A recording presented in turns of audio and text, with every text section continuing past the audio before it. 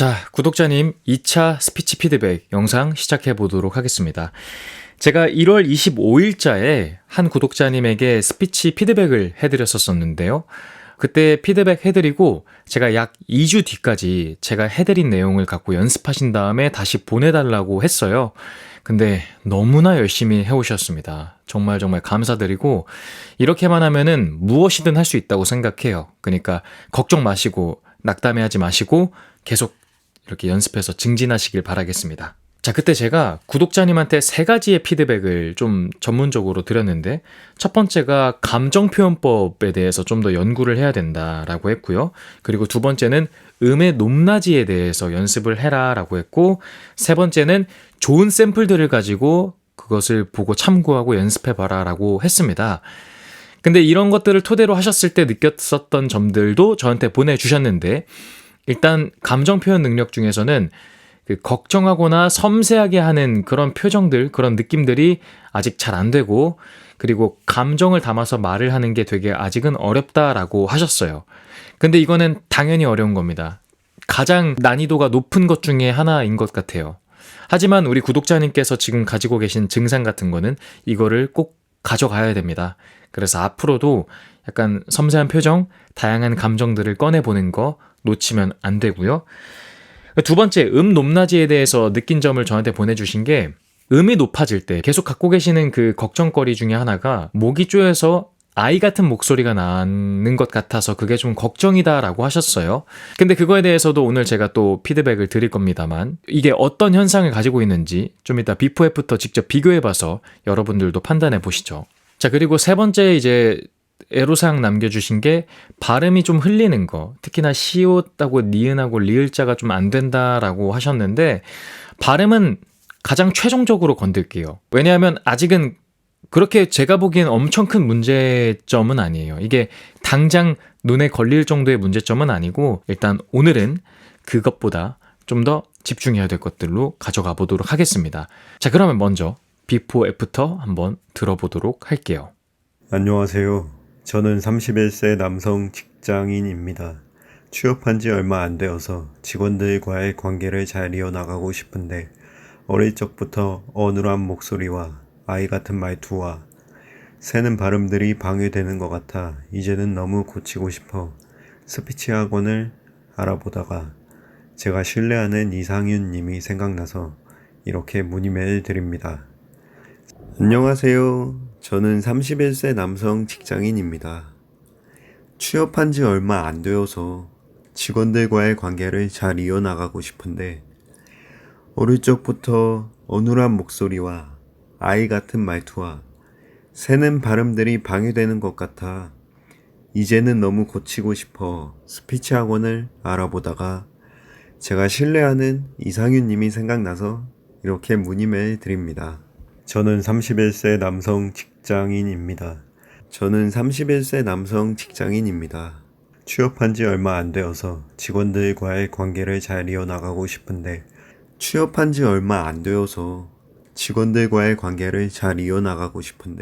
자, 여러분들은 어떤가요? 뭐 사람마다 다 견해가 다를 수 있겠지만 제 소견부터 말씀드리자면 너무 많이 나아졌어요. 정말 많이 나아졌어요. 물론 뭐 욕심을 부려서 어떤 부분들은 부족하다, 어떻다 이런 걸 말하면 끝도 없겠지만, 일단 제가 너무 많이 나아졌다고 하는 가장 근본적인 이유 중에 하나가 이전보다 더 말하듯이 하는 게 느껴져요. 자연스럽게 말한다라는 거를 못 느낄지라도 적어도 말하기 위해서, 상대방과 대화하기 위해서 노력한다라는 게 느껴질 정도는 끌어올린 것 같아요. 이게 정말 큰 차이라고 봐요. 많은 분들께서, 그리고 구독자님께서도 정말 지금부터 유념하셔야 될 거를 간곡히 말씀드리는데, 말이 발성 발음보다 앞선 존재예요. 더 쉽게 말하면 말이 발성 발음보다 더 큰 존재이고 더 중요한 존재예요. 발성 발음은 말의 하나의 수단이고 그것을 위한 하나의 도구 같은 거예요.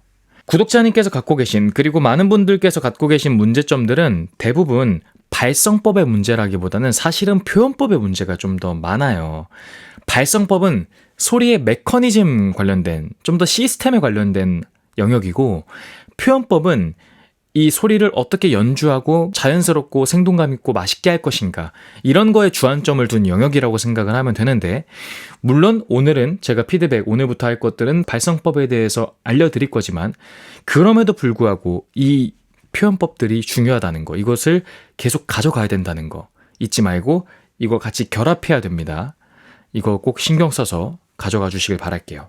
오늘의 솔루션, 오늘 드릴 과제는 조금 장기적인 목표로 바라봐야 돼요. 지금부터 기초 연습을 할 겁니다. 우리가 쉽고 빠르게 모든 걸 배울 수 있으면 참 좋겠지만, 언어라는 영역은 저는 개인적으로 어려운 영역이라고 생각을 하기 때문에 그만큼 조금 깊고 그리고 많은 노력을 투자할 수밖에 없습니다. 그래서 오늘 그거에 대한 기초적인 연습을 제공해 드려 볼게요. 오늘 한 3가지 정도만 건네보겠습니다. 먼저 첫 번째는 구독자님께서 갖고 계시는 고민을 풀어드릴까 하는데, 이게 원래 제 수업 때는 좀 나중에 하는데 지금 먼저 바로 풀어드릴게요. 남성분들은 좀 더 편하시고 여성분들도 가능하지만, 일단은 우리 구독자님을 좀 전제로 하고 남성분이시니까 이 방향대로 계속 모든 연습을 끌고 가겠습니다. 턱 이렇게 고개 들어보시면은 여기 튀어나온 부분 있죠. 우리가 보통 이거를 목젖이라고 부르는데 정식 명칭은 갑상연골이라고 합니다. 갑상연골. 여성분들도 고개를 들고 보면은 더 만지기 수월할 겁니다. 자, 이 갑상연골을 한쪽 손을 이렇게 대보세요. 중앙 쪽에. 된 상태에서 고개를 내릴게요. 다시 원 위치로. 너무 내리지 마시고 앞에 정면 바라보게. 자, 그 다음에 두 손가락을 이렇게 이 검지와 중지로 마디를 펼치시고 여기다가 이렇게 부품 끼우듯이 끼워보세요. 자, 그러면 얘와 얘의 이 가운데 공백에 공간이 생겼죠. 여러분들이 참고하셔야 될 게, 노래의 발성과 스피치의 발성이 좀 다른 점이 있습니다. 노래는 쉽게 표현하면 단거리 달리기랑 비슷하고, 스피치는 장거리 달리기랑 비슷해요.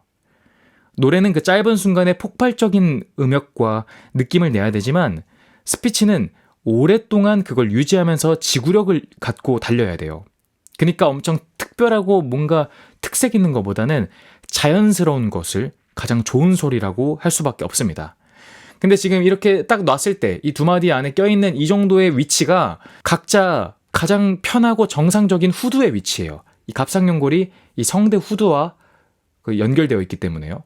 자, 그래서 여기 안에 이 갑상연골이 벗어나지 않게 최대한 말을 해보세요. 이게 본인이 갖고 있는 가장 좋은 음역대입니다. 평소에 안녕하세요, 전 누구입니다 라고 하면은 지금 이 갑상연골이 거의 여기까지 올라와 있거든요. 이 마디를 거의 넘을랑 말랑. 이거는 나한테 적절하지 않은 음역대인 거예요. 높은 음역대인 거예요. 그리고 남성분들이 지금 이렇게 지금 여기 있거든요. 갑상연골이 마디를 아예 넘겼죠. 이런 식으로 잘 보이고 싶은 느낌 때문에 하시는데 전혀 자연스럽지 않아요. 다시 원위치로 돌아와서 이 마디 안에서 노는 게 저는 가장 좋다고 생각하고, 내가 생각하기에 스피치에서 고음과 저음은 여기를 넘기지 않는 한 여기와 여기 사이, 고음, 저음, 고음, 저음. 그래서 말을 할 때 했을 때 이 윗손가락 마디의 중간 정도까지는 위치해도 된다 보고요. 저음을 낼 때 아랫손가락 마디의 중간 정도까지는 저음으로도 가능하다 봐요. 아무튼 이 바운더리 안에서 놀 수 있게 각자 이 음역대를 찾아보세요. 내가 말을 할 때 너무 아래로 하강해 있지 않은가, 너무 높아 있지 않은가. 제가 일단은 이거부터 드리겠습니다. 자, 두 번째, 이제부터는 복식 호흡을 꼭 배우셔야 됩니다. 근데 복식 호흡은 제가 2월 20일자에 제 라이브 방송을 한 게 있어요. 그날 한 거의 2시간 정도 투자해가지고 자세히 소개했으니까, 특히 우리 구독자님 같은 분께서는 꼭 그 영상을 참고해 주세요. 이번 영상에서는 설명을 자세히 하진 않을게요. 그냥 하는 방법 정도만 오늘은 개괄하고 그 내용들 참고해 보세요. 명치와 그 배꼽 사이, 이 사이쯤, 중간의 사이쯤을 찝어 보세요. 검지로, 양 검지로. 좋아요. 그리고 살짝 45도로 이렇게 펼쳐주시고, 그리고 엄지를 이렇게 펴보세요. 그 상태에서 옆에 안착, 이렇게 45도쯤 벌려져 있는 상태에서 안착하면은 배의 측면 쪽이 딱 느껴질 겁니다. 그쵸? 너무 앞쪽으로 하지 마시고요. 자, 이때 호흡을 할 건데, 복식 호흡을 하면은 이 엄지, 검지가 이렇게 부풀, 밖으로 튀어나오고 팽창 더 쫙 당겨질 겁니다. 그렇게 하면 복식 호흡을 하고 있다는 증거예요. 이 감각을 익혀보세요. 흉식 호흡을 하면은 배를 댄 엄지가 안쪽으로 들어갑니다. 근데 만약에 복식 호흡을 제대로 하고 있다라고 하면은 풍선처럼 팽창한다고 상상하면서 들이마셔 주시면은 당연히 얘가 밖으로 나오고 이게 당겨질 거예요. 그러니까 얘의 장력, 얘가 지금 텐션감이 잘 늘어나고 있나를 체크하면서 복식 호흡이 잘 되고 있다라는 거를 확인할 수가 있어요. 자, 이제 구독자님께서 어떻게 연습하실 거냐면 처음에는 복식 호흡 들숨하는 것 자체도 어렵기 때문에 복식 호흡은 원래 너무 길게 할 필요 없습니다. 들숨 자체가 한 2초에서 3초 정도만 마셔도 충분해요. 나중에 숙달하시면. 근데 지금은 좀 어려우시니까 한 5초, 6초쯤 들숨을 천천히 하는 걸로 할게요. 보여드리면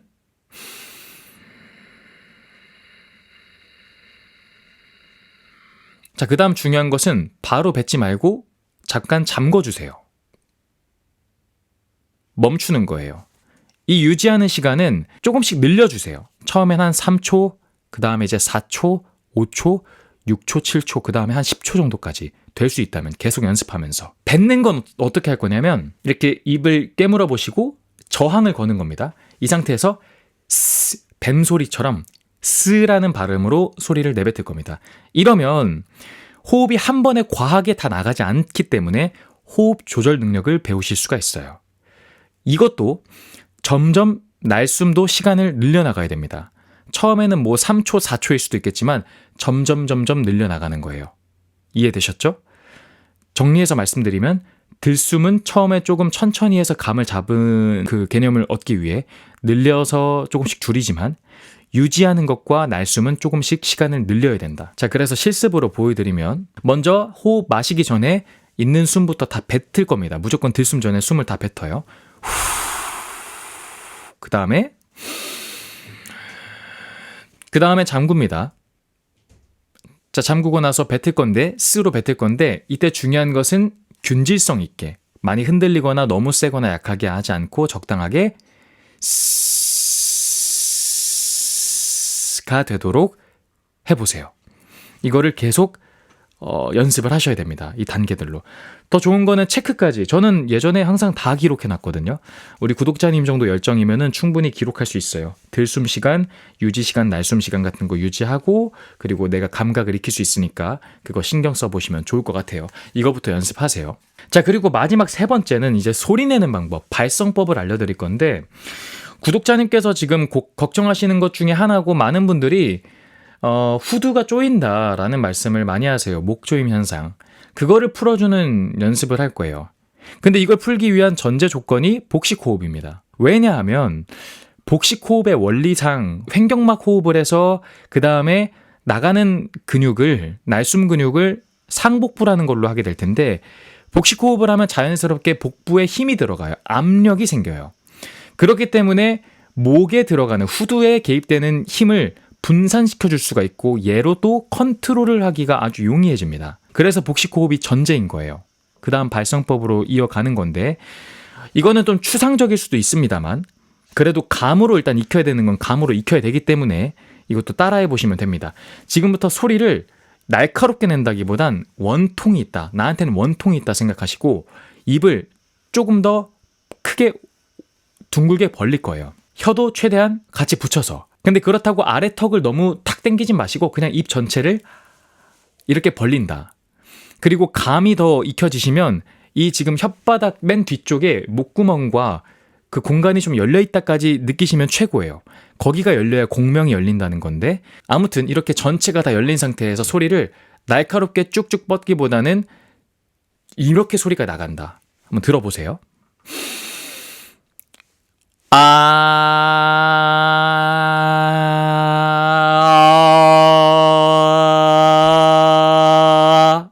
느낌 이해되시나요? 자, 이때 중요한 것은 후두에다가 힘을 주는 게 아니라 복부에다가 압력, 복부에다 힘을 가해주는 건데 사실 힘을 가해준다고 하면 뭔가 사람들이 복근에다 힘주는 느낌처럼 상상을 하는데 압력입니다. 여러분들의 복부는 복식 호흡하고 나서의 복부는 풍선과 같아요.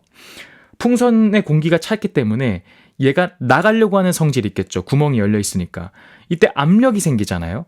이 압력으로 내뱉어 주는 거고 우리가 배에다가 힘 준다는 거는 얘를 좀 더 세게 줘가지고 이걸 유지하는 능력을 기르는 겁니다. 그렇게 하면은 후두의 힘을 좀 덜 갖게 되기 때문에 가지고 계셨던 후두 쪼임 현상을 방지할 수 있어요. 이렇게 말을 할 수 있으면 소리가 많이 확장돼서 시원시원하게 나갈 겁니다. 소리를 좀 더 벽에다 뚫는다, 벽 쪽에다 찍는다 생각하세요. 기존의 구독자님 말하는 거는 좀 안으로 내려갔죠. 안녕하세요. 저는 누구입니다.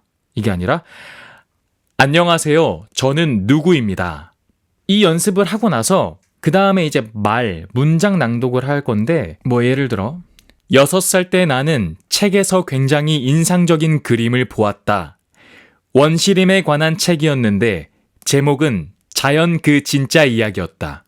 처음에는 일단 이렇게 부자연스럽겠지만 소리의 감각을 익힌 상태에서 그 소리를 최대한 똑같이 낭독으로 말하는 걸로 내시는 것부터 해보세요. 일주일은 복식호흡 먼저 연습하시고 그리고 2주차 때부터 이 발성법, 원통형으로 발성하는 거를 연습을 해보세요. 소리로 내시고 그 다음에 아까 했던 것처럼 문장 낭독으로 이어지는 것까지 해서 이렇게 2주를 먼저 하시고 나서 저한테 다시 영상 한번 보내주세요.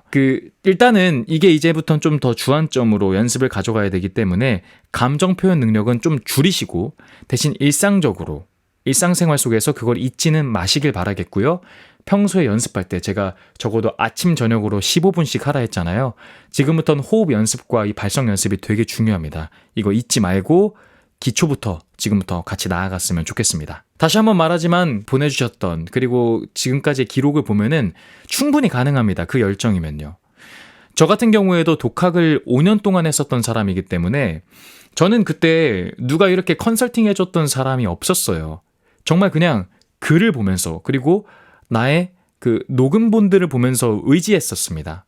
근데 다 되더라고요. 다 됩니다. 게다가 저 같은 전문가가 우리 구독자님한테는 코칭을 또 해드릴 수 있기 때문에 어떤 부분이 좀 더 이렇게 됐으면 좋겠다라고 적어도 옆에서 봐주는 사람이 있기 때문에 괜찮다고 생각합니다. 그러니까 걱정하지 마시고 지금처럼 열심히 연습해서 이번에 한번 인생에 아주 중요한 변화를 만들어 보셨으면 좋겠습니다. 자, 오늘의 영상은 여기까지 진행해 보도록 하겠고요. 영상 도움되셨다면 구독과 좋아요 그리고 알람 설정 부탁드리겠습니다. 그러면 전 다음 영상 때 찾아뵙도록 하겠습니다. 남은 하루도 더 나은 하루 보내시길 바라겠습니다. 고맙습니다.